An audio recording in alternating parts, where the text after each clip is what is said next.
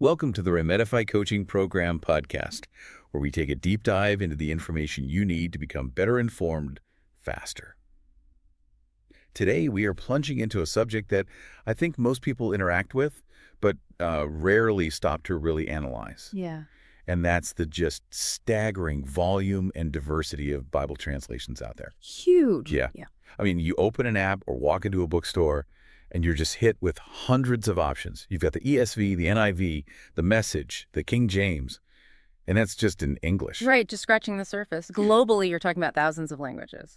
And at first, that can look, well, confusing. Hmm. It can almost seem like a weakness. Does having so many versions mean we're uncertain about the original message? That's the question a lot of people ask. Why can't we just land on one definitive text? Exactly. Okay, so let's unpack this. Our mission today, as we dive into the sources you provided, is to really understand why this abundance exists and, what it really means for us, the modern reader. We're going to explore how this diversity isn't a flaw at all, but actually a critical, necessary strength that's built on, well, some really foundational pillars. Right. Things like linguistic necessity, cultural resonance, and this is the big one, continuous improving scholarship. So where do we even begin with all that? Well, to really get it, you have to start at the very beginning, the foundational linguistic barrier. The whole reason translation has been this driving force for like 2 millennia is that the source texts, the Hebrew of the Old Testament, the Aramaic, the Greek of the New Testament, they're all languages of distant eras. And we're not just talking old like Shakespeare is old. Oh, not at all. These are texts written in linguistic systems that are, structurally and conceptually just alien to almost all modern languages. Alien in what way? Well, they have grammar systems, a different kind of sentence logic, verb habits, a vocabulary that is simply unfamiliar to the contemporary mind. Think about something like Greek verbal aspect or the way Hebrew poetry is structured. Those things you can't just port them over directly into modern English or Mandarin. So if you're a learner in 2024, anywhere in the world, and you try to read a text from 2,000 or 3,000 years ago, a text whose whole structure doesn't even map to your own language, you just hit a wall. You hit a wall. And it's not just about learning new words. It's about a whole different way of thinking and expressing ideas. So translation is the only way through that wall. It became, and this is critical, it remains, the necessary bridge. Without it, and the scriptures were just locked away in classical Hebrew and Koine Greek. The text would only be accessible to a tiny, tiny fraction of people. Academics, specialists, people in intensive theological training. We'd be stuck in a library. Not in someone's home, not on their phone. Exactly. It would be inaccessible. So this bridge has to be continually rebuilt. Rebuilt. Why? Because every generation, every new language, and even the changes within a single language like English require that that bridge be maintained, refined, and sometimes completely rebuilt. It's a ceaseless job. That brings us right to the incredible scale of this work. Because, as the sources show, this didn't just stop once, English and Spanish and French got their version. No, it exploded outward. The sheer complexity of human language demanded it. How complex are we talking? We live on a planet with more than 7,000 living languages and distinct dialects. 7,000. That's a staggering number. It is. The task is monumental, but the translation community is tireless. The sources point out that already more than 2,000 languages have at least some portion of the Bible. It's this huge, ongoing, global undertaking. And here's where it gets, I think, really interesting. This isn't just a historical effort anymore. Modern digital tools have completely changed the game. They've revolutionized it. It's not just about printing presses and shipping heavy books to remote places anymore. Right. It's about access. Instant access. It's about putting scripture on a phone screen anywhere in the world in a language that a community actually recognizes as their own. That's a huge leap. It is. A team can finish a new translation for a minority language group and, distribute it digitally to every phone in that region in a matter of hours. The whole equation has shifted from scarcity to abundance. And that digital access also gives us insights we never really had before, right? Like being able to compare versions instantly. Yes. The source material had this really great personal observation.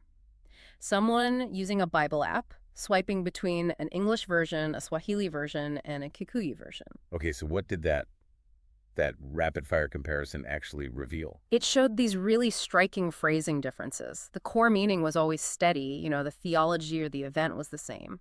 But the words themselves. The wording shifted radically to match the rhythm, the cadence of each language community. A complex Greek sentence that sounds really formal in English might be broken into several short narrative sentences in Swahili to make it flow better. So it's not just swapping out words, it's adapting the whole feel of it. Precisely. The whole point is that people should hear scripture in a voice that sounds familiar, not foreign. It's about cultural resonance. Because if it sounds awkward or stilted, It creates distance, it feels academic. But if it flows naturally, if it uses local idioms, it speaks directly to the heart language of that community. Engagement just shoots up. that covers the geographic need, reaching all those 7,000 languages.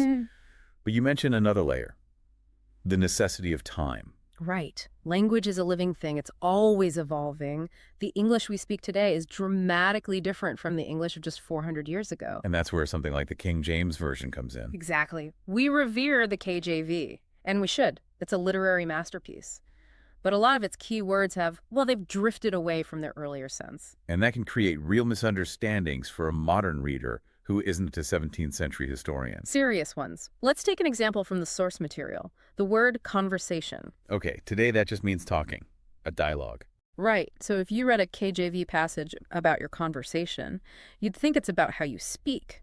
But back then, conversation meant your conduct, your whole way of life, your behavior. Whoa, that's a massive difference. You go from an instruction about speech to one about your entire ethical framework, It's a huge shift. Another classic one is charity. which today we think of as, donating to a nonprofit. Giving money, fundraising drives. But 400 years ago, charity carried that powerful New Testament sense of love, specifically the deep, selfless, agape love. So when you read, though I speak with the tongues of men and of angels, and have not charity, A modern reader might think it's about not donating enough money rather than the core virtue of love. so this linguistic drift explains why we need new translations. It's not about being trendy. Not at all. The goal is to revise those outdated expressions so people can understand the text without needing a footnote for every other word. It's about clarity. It's always about clarity and being faithful to the original intent. You update the vocabulary to keep the message alive, not let it become a museum piece hidden behind a linguistic barrier. Okay, so we've established the why. Let's get into the how, the gritty side of it. Yeah. When a team of scholars sits down with a Greek text, it's not straightforward. No, it's a constant process of decision-making because no two languages mirror each other perfectly. Choices have to be made. What kind of choices? What are the variables? I mean, everything. Word order is a big one. Greek often puts a word at the beginning of a sentence for emphasis in a way that just sounds clunky in English. And verb tenses. Verb tenses are incredibly nuanced, especially Greek aspect, which describes the kind of action is ongoing, completed, a single point in time. It's more than just past, present, future. And then you have idioms. Oh, the idioms. Those phrases that just, as the source says, refuse to travel cleanly across linguistic borders. Because if you translate them word for word. You get nonsense, or something that sounds awkward or even misleading. Give us an example. Okay, a common one in the Old Testament is the phrase, to uncover the ear. If you translate that literally, that's what you get. That sounds strange. It means to reveal a secret. Or think of the New Testament phrase, gird up the loins of your mind. Right, which refers to tucking your robe into your belt so you can run or work. Exactly. It means get ready for action, brace yourself. If a modern translation just said, gird up your loins, most readers would be completely lost. So that brings every translation team to a fundamental choice. Right. Do you preserve the original structure, the individual words, the literal approach? Or do you reshape the sentence to sound natural, prioritizing the intended meaning, the dynamic approach? And that choice defines their entire philosophy. It's why verses can look so different across different versions. Let's break down that spectrum. At one end, you have what's called formal equivalence. The word-for-word approach. This one holds tight to the original grammar, the word order, as much as English will allow. The goal is being close to the form of the original. Right. And our sources point to versions like the New American Standard Bible, NASB, or the English Standard Version, ESV, as being in this camp. They're very precise, very deliberate, maybe not the easiest read, but great for deep study. Exactly. They might use a word like bondservant consistently for the Greek doulos instead of slave or servant to preserve a specific nuance, even if it sounds a bit formal to our ears. Then you go all the way to the other end of the spectrum, functional equivalence. Or dynamic equivalence, yeah. Here, the focus shifts completely. It's not about the words, it's about the function, the meaning, The priority is the impact. The team asks, how would a person today understand this? If the original structure is confusing, they recast the sentence completely so that the modern reader gets the same meaning the original audience would have. And this is where you find paraphrases, like the message. Very much so, where the contemporary feel and fluidity are the top priority.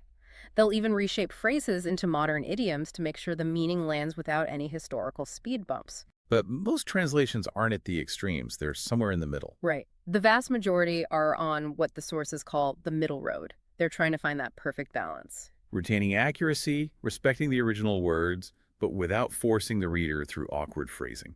The New International Version, NIV, or the Christian Standard Bible, CSD, are great examples here. They want to be clear enough for someone to read it out loud in church, but also accurate enough for study. It's a constant negotiation between form and function. Understanding that spectrum it's everything. It explains why a verse in Romans can look different in the ESV and the NIV, but still be teaching the exact same thing. It's not a conflict, it's just a different strategic choice about how to build that bridge we talked about. The source material had this great little story about a small group comparing passages from the Psalms. Right, they were all reading different versions. And the takeaways were slightly different, emotionally. Yeah. One version, probably a formal equivalent, sounded really solemn, majestic, ancient. Another, probably more dynamic, was smooth and conversational, highlighting a more personal connection. And the key was that the discussion was better because of the differences. Exactly. It seems so counterintuitive. We think uniformity is what we want. But the variations actually sparked engagement. They didn't cause confusion. No, because they were highlighting complementary shades of the same truth. The solemn version might emphasize God's sovereignty, while the conversational one emphasizes his intimacy. Both are true. Seeing them side by side just gives you a richer picture. So if we pull back to the big picture, knowing these philosophies helps you pick the right tool for the job. Absolutely. For intense word study, you grab a formal equivalent. For devotional reading, maybe something more conversational. The diversity serves the reader's diverse needs. Okay, let's shift gears a bit from philosophy to science, to textual accuracy. Because modern translations aren't just about updating Old English words, they're built on better raw materials, right? A much better way of putting it.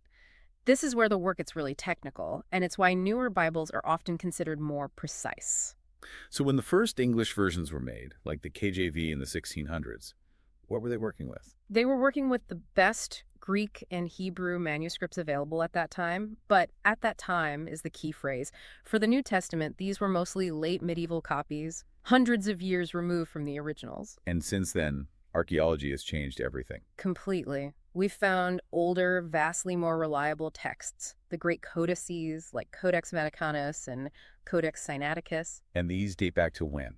The 4th century. So that brings us hundreds of years closer to the original writing period. Plus, we have papyri fragments that are even older, some from the 2nd century. So these discoveries sharpen accuracy. Immensely. They give us better witnesses to the earliest obtainable wording, and they allow modern teams to correct small errors that crept in over centuries of manual copying. Which brings up a question that I think really confuses people. It can even be alarming. I know exactly where you're going. Why do some verses that are in the King James Version seem to be missing? Or in brackets in newer translations?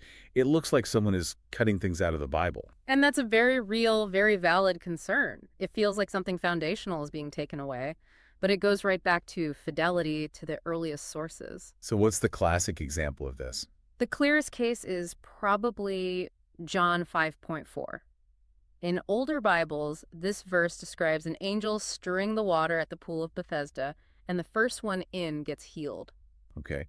And what did scholars find when they compared the medieval manuscripts to those older codices, like Sinaiticus? They found that the verse just wasn't there. The evidence strongly suggests it wasn't in the earliest copies of John's Gospel. So where did it come from? The theory is that it started as a marginal note. A helpful scribe wrote a little note in the margin to explain the local belief about why the water was thought to have healing properties. And then a later copyist, maybe working quickly, just thought that note was part of the text itself. And folded it right into the main body. It's what's called an accretion. It was added over time. So when modern translators remove it or footnote it, they're not deleting scripture. They are reversing an ancient transcription error. It's an act of correction, not subtraction. The goal is always to get back to the earliest attainable wording. But you have to acknowledge that can be unsettling for people who equate what they're familiar with what's authentic. Of course. The source material talks about that exact experience, reading a new version and feeling that jolt of, wait, where's that verse? But the key is in the The footnotes. key is in the footnotes. Yeah. Because they explain the manuscript evidence. And that's when the perspective shifts from someone is changing the Bible to, wow, scholarship is protecting the integrity of the original text. So the text itself hasn't changed. Our knowledge about the text has improved. Precisely. We just have better, older witnesses now, and translators are committed to reflecting that improved scholarship. Okay, this is a lot to take in. We've gone through the linguistics, the different philosophies, the archaeology. It's incredibly rich. The amount of knowledge available to us now is just astonishing, and it's being shared in ways we never could have imagined, thanks to the digital age. This kind of understanding really does enhance the whole learning experience. And if this discussion has sparked something in you, our listener, if you want to explore these texts with more rigor, we want to point you to some resources that are, well, they're incredibly accessible. We really encourage you to check this out. You can get free Bible College online in your inbox. It's the Tyrannus Hall Bible College, THBC. And what's amazing is there's no need to travel hundreds of miles to go to college anymore. All you need is your phone and an internet connection. You can start today. Tell all your friends. This really removes all those old barriers, the financial ones, the geographic ones. You can find a link to register for THBC right now at https://shop.beacons.aak2020 Tyrannical Bible College. And while you are checking that out, please also look at this link, https://beacons.aak2020 Philanthropy. That's where you can support our village outreach efforts. Every bit of support helps us bring education and resources directly to communities that need it most. All right, let's pick back up on our core theme. Why so many translations? We've covered language updates, global reach, and correcting the text. Now let's focus completely on the reader. The end user. Yeah. And what really stands out is that no single version could possibly work for every single person or every single situation. The variety is what fills the gaps. It's the ultimate example of fitness for purpose. You know, a carpenter doesn't use a hammer for every single job. Sometimes you need a screwdriver. Sometimes you need a fine-tooth saw. Translations are the same. They're different tools for different tasks. So let's break that down. Let's start with, say, a young child. For a child, or even a brand new reader, you need language that's suited to a limited vocabulary. You need short sentences, a clear narrative flow, something to hold their attention. A rigid, formal translation would be an immediate roadblock. It would just be confusing. It would turn them off completely. Now, contrast that with the scholar, a PhD student examining Greek syntax in one of Paul's letters. They need the complete opposite. They need the most literal, formal equivalence version they can get their hands on. Because they need to see the original word order, the morphology, all the technical details, without a translator smoothing it over for them. For them, a dynamic version would hide the very things they're trying to study. Okay, what about a pastor preparing a sermon? A pastor needs that middle road. Yeah. They need a text that's accurate enough for correct doctrine, but it also has to flow beautifully and clearly when read aloud. It has to be powerful from the pulpit. And then you have the paraphrase versions. Which are perfect for devotional reading. When you just want to reflect, to connect emotionally with the text without getting bogged down in technical details or footnotes. The variety is essential because our reading needs change, sometimes from day to day. And this isn't just about individual needs, it's about cultural reach too. Absolutely. We touched on this earlier, but communities differ so much in their communication styles. Not just language, but whether they rely on written arguments or oral tradition. So you're saying some cultures are more based on storytelling. Exactly. Some indigenous cultures communicate meaning through narrative, through repetition, through vivid detail, not through abstract linear arguments, which are more common in, say, Western academic writing. So if you just dropped a word-for-word translation into that culture, it would sound unnatural, foreign, confusing. It would feel like an alien text being forced on them. So the translators have to adapt the style itself. They do. They have to adapt the phrasing, the pacing, the whole rhetorical style to fit the local patterns. It allows scripture to speak naturally without altering the core meaning. It's a profound act of respect for that culture. And we see this abundance even in a single language like English. The sources say there are more than 450 English translations. And over 30 of them are easily available online for you to compare side by side right now. And that comparison, that's where the real power is for the reader. It doesn't weaken the text. No, it deepens understanding profoundly. When you see how three different teams of scholars decided to render the same Greek phrase, it exposes layers of meaning you would miss if you only ever read one version. Each one is like a different camera angle on the same subject. But we have to address the critics here. Uh. The people who say this just creates confusion. Right, the argument that if the wording isn't uniform, people will lose confidence in the message. How can I trust it if everyone says it differently? But the experience, as documented in the sources, is actually the opposite. Reading different versions side by side encourages careful, critical thought.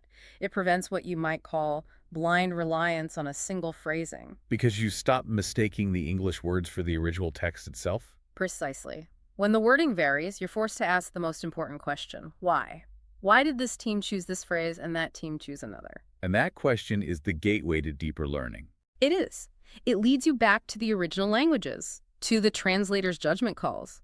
Your engagement grows. Your faith becomes more informed, more thought through. And there's another benefit to this multiplicity, right? A kind of safeguard. A huge one. It guards against doctrinal manipulation.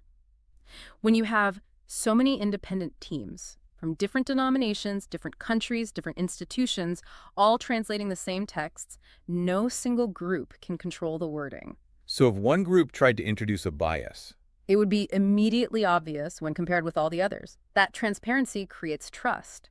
The abundance is actually our protection.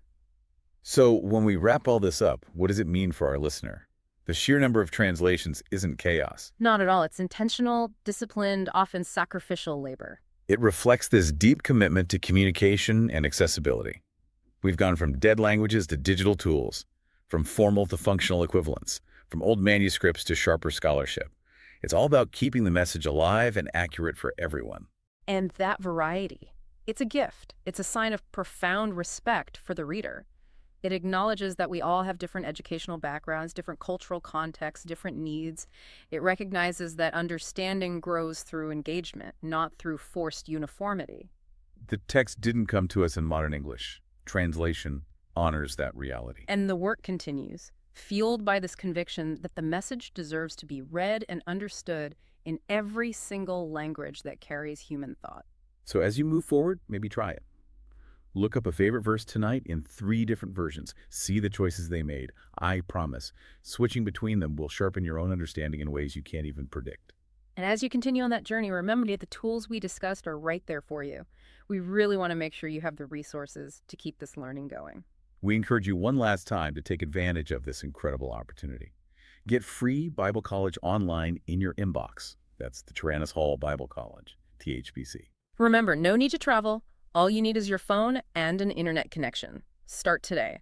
The URL is https://shop.akins.aet2020 Tyrannical Bible College. And please also check this link, https://beacons.ak2020 philanthropy to support our Vital Village outreach efforts. Your support helps us extend this very mission of accessibility we've been talking about today. Thank you for joining us on this deep dive into the language, the labor, and the scholarship behind the world's most translated book. Until next time, keep digging, keep learning, and keep growing.